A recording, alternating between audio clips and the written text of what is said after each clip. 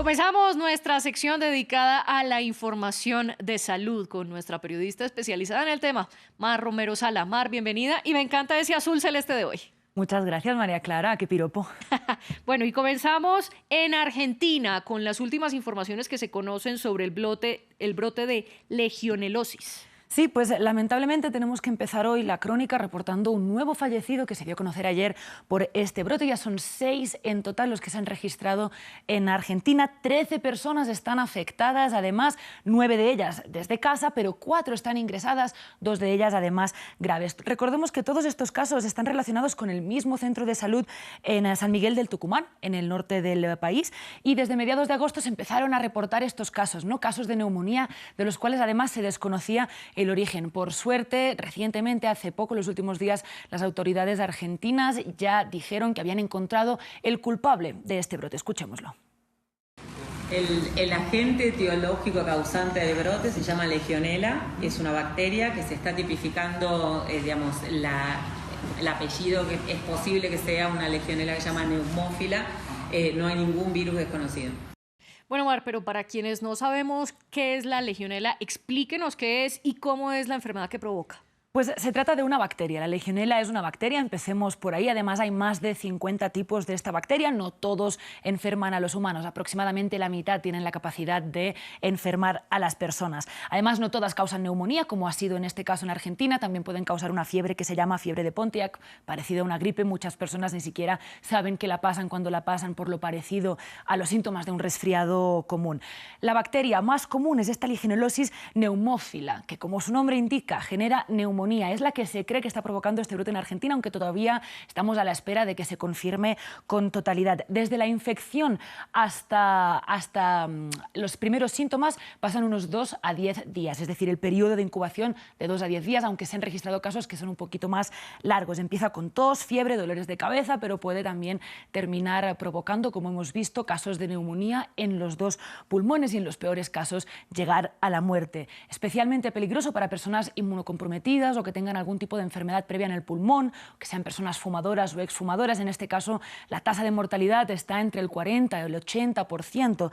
En cambio, en las personas con buen estado de salud o sin ningún tipo de condición previa, está alrededor del 5-10%. Muy importante recordar que no se transmite de persona a persona. De hecho, esta bacteria crece en aguas maltratadas que normalmente estén a una temperatura media o alta.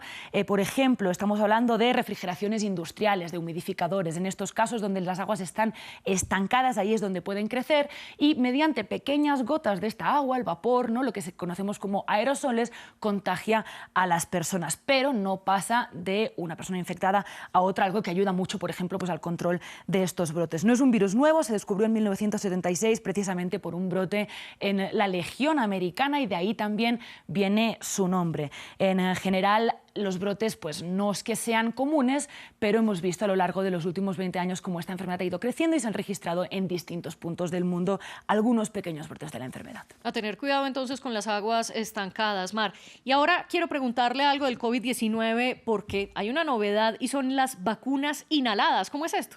Pues es una de las grandes noticias que estábamos esperando que se hicieran realidad, y aunque no va a ser todavía ni gran escala ni a nivel global, en China ya es realidad una de estas primeras vacunas inhaladas contra el COVID-19. La vacuna desarrollada por CanSino se ha aprobado como método de dosis de refuerzo, ¿no? Es la misma vacuna que habían aprobado en forma de inyección. En este caso, pues se nebuliza, se convierte en una especie de spray y se aspira por la boca. También hoy hemos recibido la noticia de que en India se ha aprobado también el uso de emergencia de una vacuna que se inhala, en este caso por la nariz, de la farmacéutica Bharat Biotech, ¿no? Entonces, bueno, son buenas noticias, vamos a ver cómo se van desarrollando. Bueno, ¿y cómo funcionan? Claro, lo básico, digamos, es que es lo mismo, ¿no? Que el cuerpo entre en contacto con algo que le haga desarrollar una respuesta inmune. Puede ser el ARN mensajero, como hemos visto con el COVID-19, la proteína de espiga del coronavirus.